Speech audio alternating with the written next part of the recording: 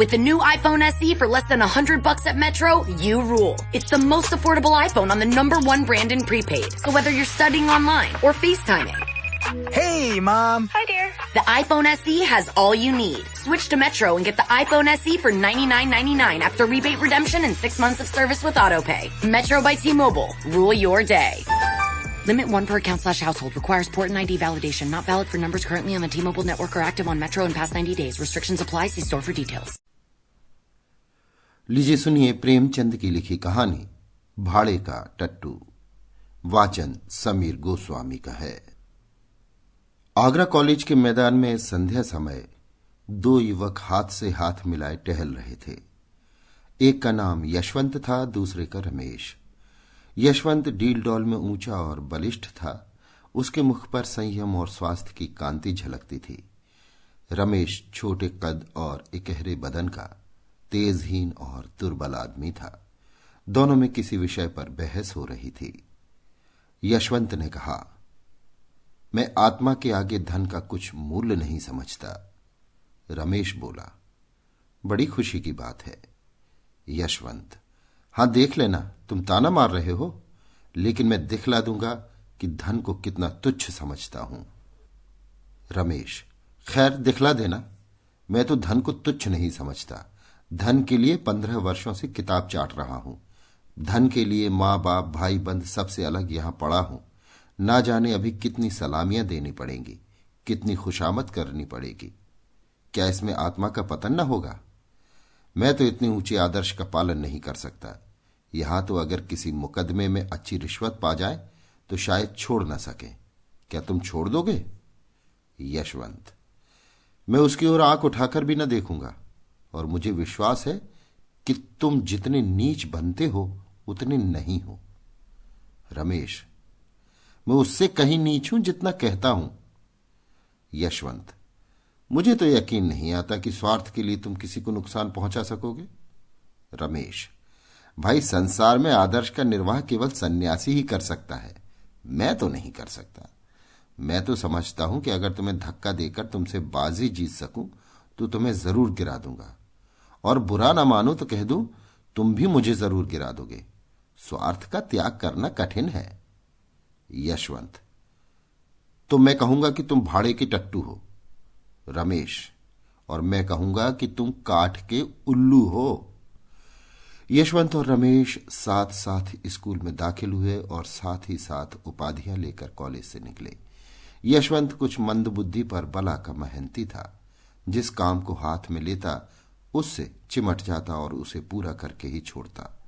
रमेश तेज था पर आलसी। घंटे भर भी जमकर बैठना उसके लिए मुश्किल था।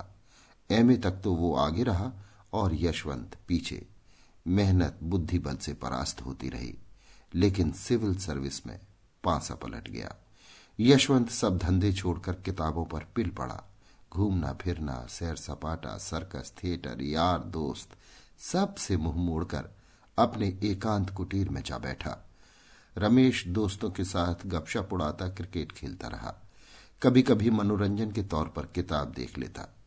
कदाचित उसे विश्वास था कि अब की भी मेरी तेजी बाजी ले जाएगी। अक्सर जाकर यशवंत को दिख करता, उसकी किताब बंद कर देता। कहता, क्यों प्राण दे रहे हो? सिविल सर्विस कोई मुक्ति तो नहीं है जिसके लिए दुनिया से नाता तोड़ लिया जाए। यहां तक कि यशवंत उसे आते देखता तो किवाड़े बंद कर लेता। आखिर परीक्षा का दिन आ पहुंचा। यशवंत ने सब कुछ याद किया था, पर किसी प्रश्न का उत्तर सोचने लगता तो उसे मालूम होता मैंने जितना पढ़ा था सब भूल गया। वो बहुत घबराया हुआ था। रमेश पहले से कुछ सोचने का आदी न था। सोचता जब पर्चा सामने आएगा उस वक्त देखा जाएगा।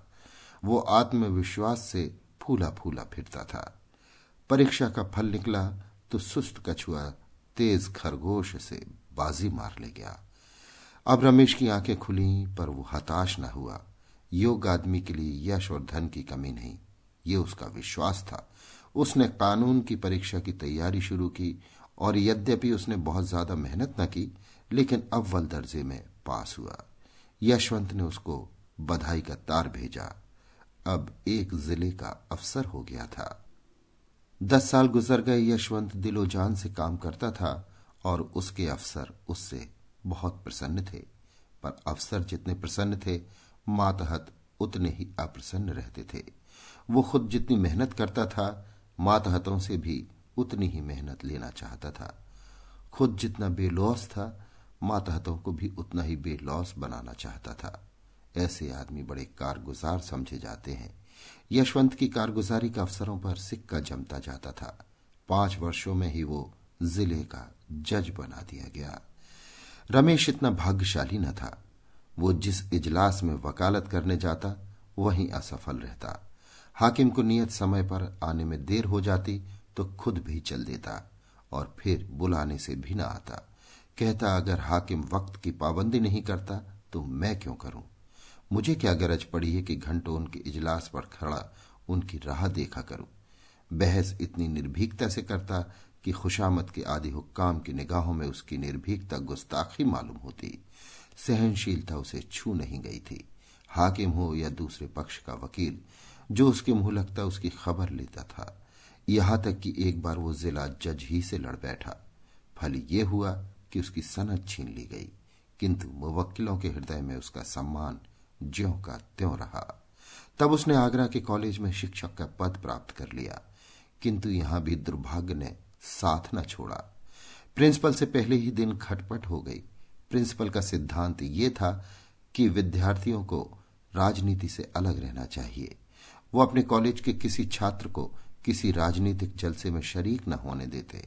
रमेश पहले ही दिन से इस आज्ञा का खुल्लम खुल्ला विरोध करने लगा। उसका कथन था कि अगर किसी को राजनीतिक जलसों में शामिल होना चाहिए तो विद्यार्थी को। यह भी उसकी शिक्षा का एक अंग है। अन्य देशों में छात्रों ने युगांतर उपस्थित कर दिया है, तो इस देश में क्यों उनकी जबान बंद की जाती है? इसका फल ये हुआ कि साल खत्म होने के पहले ही रमेश को इस्तीफा देना पड़ा, किंतु विद्यार्थियों पर उसका दबाव तिल भर भी कम न हुआ। इस भांति कुछ तो अपने स्वभाव और कुछ परिस्थितियों ने रमेश को मार मार कर हाकिम बना दिया। पहले मुवक्किलों का पक्ष लेकर अदालत से लड़ा, फिर छात्रों का पक्ष लेकर प्रिंसिपल से रार मोल ली और अब प्रजा का पक्ष लेकर सरकार को चुनौती दी। वो स्वभाव से ही निर्भीक, आदर्शवादी, सत्यभक्त तथा आत्माभिमानी था। ऐसे प्राणी के लिए प्रजा सेवक बनने के सिवा और उपाय ही क्या था? समाचार पत्रों में वर्तमान परिस्थिति पर उसके लेख निकलने लगे। उसकी आलोचना इतनी स्पष्ट, इतनी व्यापक और इतनी मार्मिक होती थी कि शीघ्र ही उसकी कीर्ति फैल गई। लोग मान गए कि इस क्षेत्र में एक नई शक्ति का उदय हुआ है। अधिकारी लोग उसके लेख पढ़कर तिलमिला उठते थे। उसका निशाना इतना ठीक बैठता था कि उससे बच निकलना असंभव था।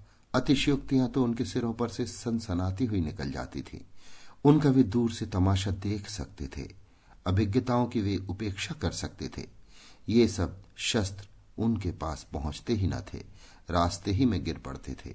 पर रमेश के निशाने सिरों पर बैठते और अधिकारियों में हलचल और हाहाकार मचा देते थे। देश की राजनीतिक स्थिति चिंताजनक हो रही थी। यशवंत अपने पुराने मित्र के लेखों को पढ़ पढ़कर कांप उठते थे। भय होता कहीं वो कानून के पंजे में न आ जाए। बार बार उसे संयत रहने की ताकीद करते, बार बार मिन्नतें करते कि जरा अपनी कलम को और नरम कर दो। जानबूझकर क्यों विषधर कानून के मुंह में उंगली डालते हो? लेकिन रमेश को नेतृत्व का नशा चढ़ा हुआ था। वो इन पत्रों का जवाब तक न देता था। 5वें साल यशवंत बदलकर आगरे का जिला जज हो गया। देश की राजनीतिक दशा चिंताजनक हो रही थी। खुफिया पुलिस ने एक तूफान खड़ा कर दिया था। उसकी कपोल कल्पित कथाएं सुन सुनकर हुक्कामों की रूह फना हो रही थी। कहीं अखबारों का मुंह बंद किया जाता था, कहीं प्रजा के नेताओं का। खुफिया पुलिस ने अपना उल्लू सीधा करने के लिए हुक्कामों के कुछ इस तरह कान भरे कि उन्हें हर एक स्वतंत्र विचार रखने वाला आदमी खूनी और कातिल नजर आता था। रमेश ये अंधेर देखकर चुप बैठने वाला मनुष्य न था। ज्यों ज्यों अधिकारियों की निरंकुशता बढ़ती थी, त्यों त्यों उसका भी जोश बढ़ता था। रोज कहीं न कहीं व्याख्यान देता और उसके प्रायः सभी व्याख्यान विद्रोहात्मक भावों से भरे होते थे। स्पष्ट और खरी बातें कहना ही विद्रोह है।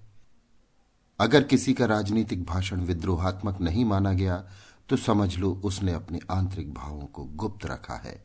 उसके दिल में जो कुछ है उसे जबान पर लाने का साहस उसमें नहीं है। रमेश ने मनोभावों को गुप्त रखना सीखा ही न था। प्रजा का नेता बनकर जेल और फांसी से क्या डरना, जो आफत आनी हो आवे, वो सब कुछ सहने को तैयार बैठा था। अधिकारियों की आंखों में भी वो सबसे ज्यादा गड़ा हुआ था। एक दिन यशवंत ने रमेश को अपने यहां बुला भेजा।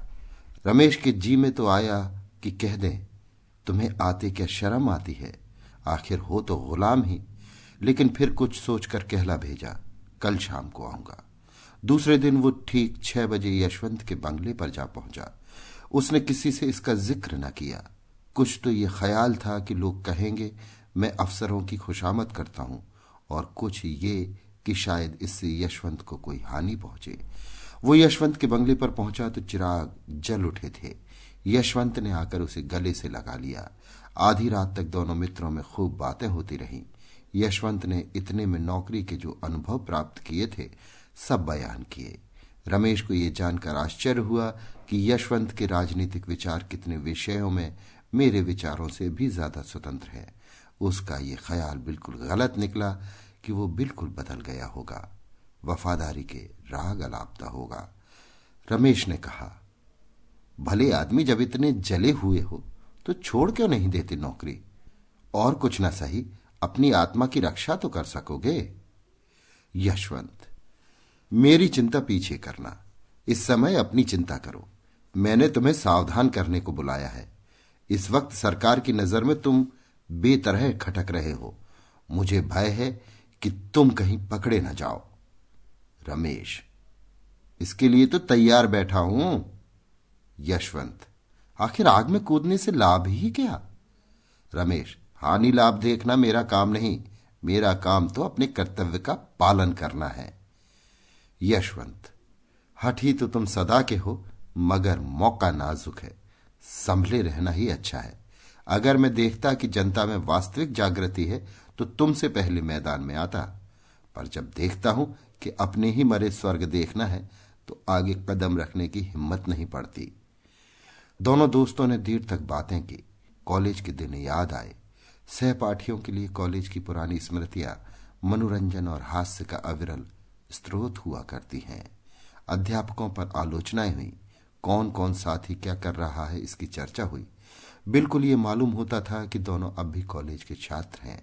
गंभीरता नाम को भी न थी। रात ज्यादा हो गई। भोजन करते करते 1 बज गया। यशवंत ने कहा, अब कहां जाओगे? यहीं सो रहो और बातें हों, तुम तो कभी आते भी नहीं। रमेश तो रमते जोगी थे। खाना खाकर बात करते करते सो गए। नींद खुली तो 9 बज गए थे। यशवंत सामने खड़े मुस्कुरा रहे थे। इसी रात को आगरे में भयंकर डाका पड़ गया। रमेश 10 बजे घर पहुंचे तो देखा पुलिस ने उनका मकान घेर रखा है। इन्हें देखते ही एक अफसर ने वारंट दिखाया। तुरंत घर की तलाशी होने लगी। मालूम नहीं क्यों कर रमेश के मेज की दराज में एक पिस्तौल निकल आया। फिर क्या था, हाथों में हथकड़ी पड़ गई। अब किसे उनके डाके में शरीक होने से इनकार हो सकता था? और भी कितने ही आदमियों पर आफत आई। सभी प्रमुख नेता चुन लिए गए। मुकदमा चलने लगा। औरों की बात को ईश्वर जाने पर रमेश निरपराध था। इसका उसके पास ऐसा प्रबल प्रमाण था जिसकी सत्यता से किसी को इनकार न हो सकता था। पर क्या वो इस प्रमाण का उपयोग कर सकता था? रमेश ने सोचा, यशवंत स्वयं मेरे वकील द्वारा सफाई के गवाहों में अपना नाम लिखाने का प्रस्ताव करेगा। मुझे निर्दोष जानते हुए वो कभी मुझे जेल न जाने देगा। वो इतना हृदय शून्य नहीं है। लेकिन दिन गुजरते जाते थे और यशवंत की ओर से इस प्रकार का कोई प्रस्ताव न होता था, और रमेश खुद संकोचवश उसका नाम लिखाते हुए डरते थे। न जाने इसमें उसे क्या बाधा हो। अपनी रक्षा के लिए वो उसे संकट में न डालना चाहते थे। यशवंत हृदय शून्य न थे, भाव शून्य न थे, लेकिन कर्म शून्य अवश्य थे। उन्हें अपने परम मित्र को निर्दोष मारे जाते हुए देखकर दुख होता था। कभी कभी रो पड़ते थे, पर इतना साहस न होता था कि सफाई देकर उसे छुड़ा लें। न जाने अफसरों का क्या ख्याल हो। कहीं ये न समझने लगे कि मैं भी षड्यंत्रकारियों से सहानुभूति रखता हूं। मेरा भी उनके साथ कुछ संपर्क है। ये मेरे हिंदुस्तानी होने का दंड है। जानकर जहर निगलना पड़ रहा है। पुलिस ने अफसरों पर इतना आतंक जमा दिया कि चाहे मेरी शहादत से रमेश छूट भी जाए, खुल्लम खुल्ला मुझ पर अविश्वास न किया जाए, पर दिलों से ये संदेह क्यों कर दूर होगा कि मैंने केवल एक स्वदेश बंधु को छुड़ाने के लिए झूठी गवाही दी, और बंधु भी कौन, जिस पर राजविद्रोह का अभियोग है। इसी सोच विचार में 1 महीना गुजर गया। उधर मजिस्ट्रेट ने ये मुकदमा यशवंत ही के इजलास में भेज दिया। डाके में कई खून हो गए थे और मजिस्ट्रेट को उतनी ही कड़ी सजाएं देने का अधिकार न था जितनी उनके विचार में दी जानी चाहिए थी। यशवंत अब बड़े संकट में पड़ा। उसने छुट्टी लेनी चाहिए लेकिन मंजूर न हुई। सिविल सर्जन अंग्रेज था, इस वजह से उसकी सनद लेने की हिम्मत न पड़ी। बला सिर पर आ पड़ी और उससे बचने का कोई उपाय न सूझता था।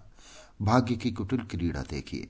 साथ खेले और साथ पढ़े हुए 2 मित्र एक दूसरे के सम्मुख खड़े थे। केवल एक कटघरे का अंतर था, पर एक की जान दूसरे की मुट्ठी में थी। दोनों की आंखें कभी चार न होती, दोनों सिर नीचा किए रहते थे। यद्यपि यशवंत न्याय के पथ पर था और रमेश मुलजिम, लेकिन यथार्थ में दशा इसके प्रतिकूल थी।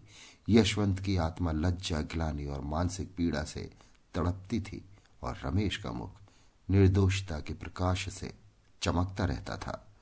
दोनों मित्रों में कितना अंतर था। एक उदार था, दूसरा कितना स्वार्थी। रमेश चाहता तो भरी अदालत में उस रात की बात कह देता, लेकिन यशवंत जानता था रमेश फांसी से बचने के लिए भी उस प्रमाण का आश्रय न लेगा जिसे मैं गुप्त रखना चाहता हूं। जब तक मुकदमे की पेशियां होती रहीं तब तक यशवंत को असह्य मर्म वेदना होती रही। उसकी आत्मा और स्वार्थ में नित्य संग्राम होता रहता था, पर फैसले के दिन तो उसकी वही दशा हो रही थी जो किसी खून के अपराधी की हो। इजलास पर जाने की हिम्मत न पड़ती थी। वो 3 बजे कचहरी पहुंचा। मुलजिम अपना भाग्य निर्णय सुनने को तैयार खड़े थे। रमेश भी आज रोज से ज्यादा उदास था। उसके जीवन संग्राम में वो अवसर आ गया था जब उसका सिर तलवार की धार के नीचे होगा। अब तक भय सूक्ष्म रूप में था, आज उसने स्थूल रूप धारण कर लिया था। यशवंत ने दृढ़ स्वर में फैसला सुनाया। जब उसके मुख से ये शब्द निकले कि रमेश चंद्र को 7 वर्ष का कठिन कारावास, तो उसका गला रुंध गया। उसने तजवीज मेज पर रख दी। कुर्सी पर बैठकर पसीना पोंछने के बहाने आंखों में उमड़े हुए आंसुओं को पोंछा। इसके आगे तजवीज उससे न पढ़ी गई। रमेश जेल से निकलकर पक्का क्रांतिवादी बन गया। जेल की अंधेरी कोठरी में दिन भर के कठिन परिश्रम के बाद वो दोनों के उपकार और सुधार के मंसूबे बांधा करता था। सोचता मनुष्य क्यों पाप करता है, इसलिए ना कि संसार में इतनी विषमता है। कोई तो विशाल भवनों में रहता है और किसी को पेड़ की छाया भी मयसर नहीं। कोई रेशम और रत्नों से मढ़ा हुआ है, किसी को फटा वस्त्र भी नहीं। ऐसे न्याय विहीन संसार में यदि चोरी, हत्या और अधर्म है तो ये किसका दोष है। वो एक ऐसी समिति खोलने का स्वप्न देखा करता जिसका काम संसार से इस विषमता को मिटा देना हो। संसार सबके लिए है और उसमें सबको सुख भोगने का समान अधिकार है। न डाका डाका है, न चोरी चोरी। धनी अगर अपना धन खुशी से नहीं बांट देता तो उसकी इच्छा के विरुद्ध बांट लेने में क्या पाप। धनी उसे पाप कहता है तो कहे, उसका बनाया हो कानून दंड देना चाहता है तो दे। हमारी अदालत भी अलग होगी। उसके सामने वे सभी मनुष्य अपराधी होंगे जिनके पास जरूरत से ज्यादा सुख भोग की सामग्रियां हैं। हम भी उन्हें दंड देंगे, हम भी उनसे कड़ी मेहनत लेंगे। जेल में निकलते ही उसने इस सामाजिक क्रांति की घोषणा कर दी। गुप्त सभाएं बनने लगी, शस्त्र जमा किए जाने लगे और थोड़े ही दिनों में डाकों का बाजार गर्म हो गया। पुलिस ने उसका पता लगाना शुरू किया। उधर क्रांतिकारियों ने पुलिस पर भी हाथ साफ करना शुरू किया। उनकी शक्ति दिन दिन बढ़ने लगी। काम इतनी चतुराई से होता था कि किसी को अपराधी का सुराग न मिलता। रमेश कहीं गरीबों के लिए दवाखाने खोलता, कहीं बैंक। डाके के रुपयों से उसने इलाके खरीदना शुरू किया। जहां कोई इलाका नीलाम होता वो उसे खरीद लेता। थोड़े ही दिनों में उसके अधीन एक बड़ी जायदाद हो गई। इसका नफा गरीबों के उपकार में खर्च होता था। तुर्रा ये कि सभी जानते थे ये रमेश की करामात है, पर किसी की मुंह खोलने की हिम्मत न होती थी। सभ्य समाज की दृष्टि में रमेश से ज्यादा घृणित और कोई प्राणी संसार में न था। लोग उसका नाम सुनकर कानों पर हाथ रख लेते थे। शायद उसे प्यास उमड़ता देखकर कोई एक बूंद पानी भी उसके मुंह में न डालता, लेकिन किसी की मजाल न थी कि उस पर आक्षेप कर सके। इस तरह कई साल गुजर गए। सरकार ने डाकुओं का पता लगाने के लिए बड़े बड़े इनाम रखे। यूरोप से गुप्त पुलिस के सिद्धहस्त आदमियों को बुलाकर इस काम पर नियुक्त किया, लेकिन गजब के डकैत थे जिनकी हिकमत के आगे किसी की कुछ न चलती थी। पर रमेश खुद अपने सिद्धांतों का पालन न कर सका। ज्यों-ज्यों दिन गुजरते थे उसे अनुभव होता था कि मेरे अनुयायियों में असंतोष बढ़ता जाता है। उनमें भी जो ज्यादा चतुर और साहसी थे वे दूसरों पर रौब जमाते और लूट के माल में बराबर हिस्सा न देते थे। यहां तक कि रमेश से कुछ लोग चलने लगे। वो राजसी ठाठ से रहता था। लोग कहते उसे हमारी कमाइयों उड़ाने का क्या अधिकार है। नतीजा ये हुआ कि आपस में फूट पड़ गई। रात का वक्त था, काली घटा छाई हुई थी। एक युवक ने कहा, आप बार बार मुझी को क्यों चुनते हैं? हिस्सा लेने वाले तो सभी हैं, मैं ही क्यों बार बार अपनी जान जोखिम में डालूं? रमेश ने दृढ़ता से कहा, इसका निश्चय करना मेरा काम है कि कौन कहां भेजा जाए। तुम्हारा काम केवल मेरी आज्ञा का पालन है। युवक, अगर मुझसे काम ज्यादा लिया जाता है तो हिस्सा क्यों नहीं ज्यादा दिया जाता? रमेश ने उसकी त्योरियां देखी और चुपके से पिस्तौल हाथ में लेकर बोले, इसका फैसला वहां से लौटने के बाद होगा। युवक, मैं जाने से पहले इसका फैसला करना चाहता हूं। रमेश ने इसका जवाब न दिया। वो पिस्तौल से उसका काम तमाम कर देना ही चाहते थे कि वह खिड़की से नीचे कूद पड़ा और भागा। कूदने फांदने में उसका जोड़ न था। चलती रेलगाड़ी से फांद पड़ना उसके बाएं हाथ का खेल था। वो वहां से सीधा गुप्त पुलिस के प्रधान के पास पहुंचा। यशवंत ने भी पेंशन लेकर वकालत शुरू की थी। न्याय विभाग के सभी लोगों से उनकी मित्रता थी। उनकी वकालत बहुत जल्द चमक उठी। यशवंत के पास लाखों रुपए थे। उन्हें पेंशन भी बहुत मिलती थी। वो चाहते तो घर बैठे आनंद से अपनी उम्र के बाकी दिन काट देते। देश और जाति की कुछ सेवा करना भी उनके लिए मुश्किल न था। ऐसे ही पुरुषों से निस्वार्थ सेवा की आशा की जा सकती है। पर यशवंत ने अपनी सारी उम्र रुपए कमाने में गुजारी थी और वो अब कोई ऐसा काम न कर सकते थे जिसका फल रुपयों की सूरत में न मिले। यह तो सारा सभ्य समाज रमेश से घृणा करता था, लेकिन यशवंत सबसे बढ़ा हुआ था। कहता, अगर कभी रमेश पर मुकदमा चलेगा तो मैं बिना फीस लिए सरकार की तरफ से पैरवी करूंगा। खुल्लम खुल्ला रमेश पर छींटे उड़ाया करता। ये आदमी नहीं, शैतान है, राक्षस है। ऐसे आदमी का तो मुंह न देखना चाहिए। उफ, कितने हाथों कितने भले घरों का सर्वनाश हो गया। कितने भले आदमियों के प्राण गए। कितनी स्त्रियां विधवा हो गईं। कितने बालक अनाथ हो गए। आदमी नहीं, पिशाच है। मेरा बस चले तो इसे गोली मार दूं, जीता चुनवा दूं। सारे शहर में शोर मचा हुआ था। रमेश बाबू पकड़े गए। बात सच्ची थी। रमेश चुपचाप पकड़ा गया था। उसी युवक ने जो रमेश के सामने कूदकर भागा था, पुलिस के प्रधान से सारा कच्चा चिट्ठा बयान कर दिया था। अपहरण और हत्या का कैसा रोमांचकारी, कैसा पैशाचिक, कैसा पापपूर्ण वृतांत था। भद्र समुदाय बगलें बजाता था। सेठों के घरों में घी के चिराग जलते थे। उनके सिर पर एक नंगी तलवार लटकती रहती थी। आज वो हट गई। अब वे मीठी नींद सो सकते थे। अखबारों में रमेश के हथकंडे छपने लगे। वे बातें जो अब तक मारे भय के किसी की जबान पर न आती थी, अब अखबारों में निकलने लगी। उन्हें पढ़कर पता चलता था कि रमेश ने कितना अंधेर मचा रखा था। कितने ही राजे और रईस उसे माहवार टैक्स दिया करते थे। उसका पुर्जा पहुंचता, फला तारीख को रुपए भेज दो। फिर किसकी मजाल थी कि उसका हुक्म टाल सके। वो जनता के हित के लिए जो काम करता, उसके लिए भी अमीरों से चंदे लिए थे। रकम लिखना रमेश का काम था।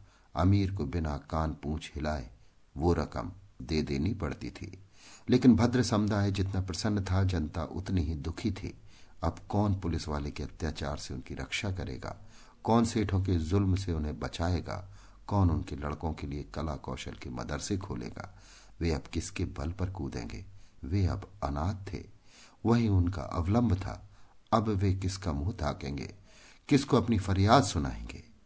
पुलिस शहादतें जमा कर रही थी। सरकारी वकील जोरों से मुकदमा चलाने की तैयारियां कर रहा था, लेकिन रमेश की तरफ से कोई वकील न खड़ा होता था। जिले भर में एक ही आदमी था जो उसे कानून के पंजे से छुड़ा सकता था। वो था यशवंत। लेकिन यशवंत जिसके नाम से कानों पर उंगली रखता था, क्या उसी की वकालत करने को खड़ा होगा? असंभव।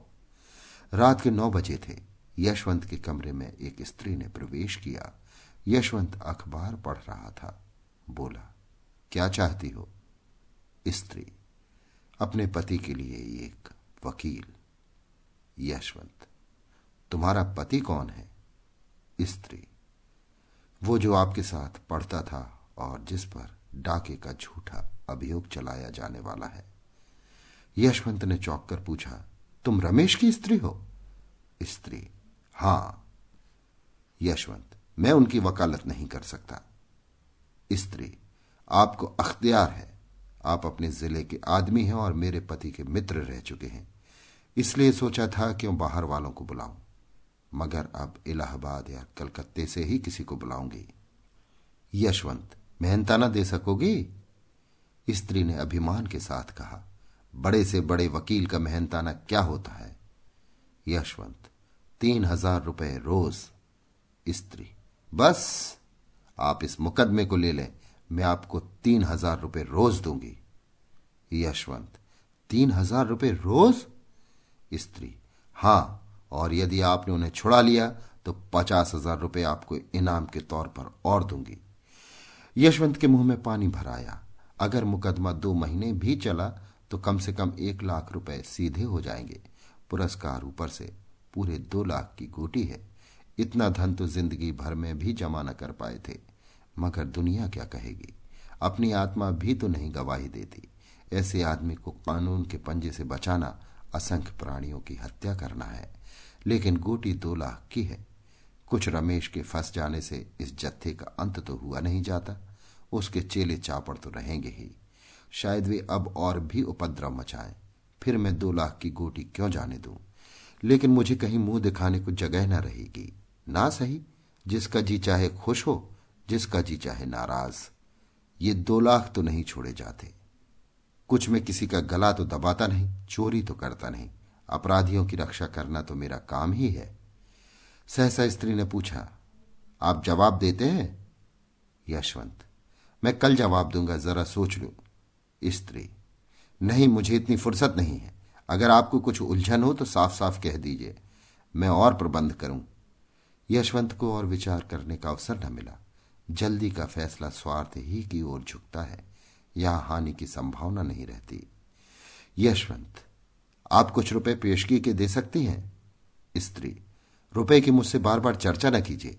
उनकी जान के सामने रुपयों की हस्ती क्या है? आप जितनी रकम चाहें मुझसे ले लें। आप उन्हें छुड़ा न सकें, लेकिन सरकार के दांत खट्टे जरूर कर दें। यशवंत, खैर, मैं ही वकील हो जाऊंगा। कुछ पुरानी दोस्ती का निर्वाह भी तो करना चाहिए। पुलिस ने एड़ी चोटी का जोर लगाया। सैकड़ों शहादतें पेश की। मुखबिर ने तो पूरी गाथा ही सुना दी, लेकिन यशवंत ने कुछ ऐसी दलीलें की, शहादतों को कुछ इस तरह झूठा सिद्ध किया और मुखबिर की कुछ ऐसी खबर ली कि रमेश बेदाग छूट गए। उन पर कोई अपराध न सिद्ध हो सका। यशवंत जैसे संयत और विचारशील वकील का उनके पक्ष में खड़े हो जाना ही इसका प्रमाण था कि सरकार ने गलती की। संध्या का समय था। रमेश के द्वार पर शामियाना तना हुआ था। गरीबों को भोजन कराया जा रहा था। मित्रों की दावत हो रही थी। ये रमेश के छूटने का उत्सव था। यशवंत को चारों ओर से धन्यवाद मिल रहे थे। रमेश को बधाइयां दी जा रही थी। यशवंत बार बार रमेश से बोलना चाहता था, लेकिन रमेश उनकी ओर से मुंह फेर लेते थे। अब तक उन दोनों में एक बात भी न हुई थी। आखिर यशवंत ने एक बार झुंझलाकर कहा, तुम तो मुझसे इस तरह ऐठे हुए हो मानो मैंने तुम्हारे साथ कोई बुराई की है। रमेश, और आप क्या समझते हैं कि मेरे साथ भलाई की है? पहले आपने मेरे इस लोक का सर्वनाश किया था, अब परलोक का किया। पहले न्याय किया होता तो मेरी जिंदगी सुधर जाती, और अब जेल जाने देते तो आकबत बन जाती। यशवंत, यह तो न कहोगे कि इस मामले में कितने साहस से काम लेना पड़ा। रमेश, आपने साहस से काम नहीं लिया, स्वार्थ से काम लिया। आप अपने स्वार्थ के भक्त हैं। मैं तो आपको भाड़े का टट्टू समझता हूं। मैंने अपने जीवन का बहुत दुरुपयोग किया, लेकिन उसे आपके जीवन से बदलने को किसी दशा में तैयार नहीं हूं। आप मुझसे धन्यवाद की आशा न रखें। अभी आप सुन रहे थे प्रेमचंद की लिखी कहानी भाड़े का टट्टू। वाचन समीर गोस्वामी का था। Ace is the place with the helpful hardware, folks. The buckets you buy at Ace hold paint, dirt, and debris. But our Children's Miracle Network buckets hold so much more, like dreams, hope, and care for children. Because over the last 29 years, with your help, Ace has raised over $125 million for local CMN hospitals. So stop by your local Ace this weekend to make a $5 donation and get a 5-gallon bucket plus 20% off almost anything that fits inside it. Offer valid on regular price merchandise. Additional exclusions apply. See store for details.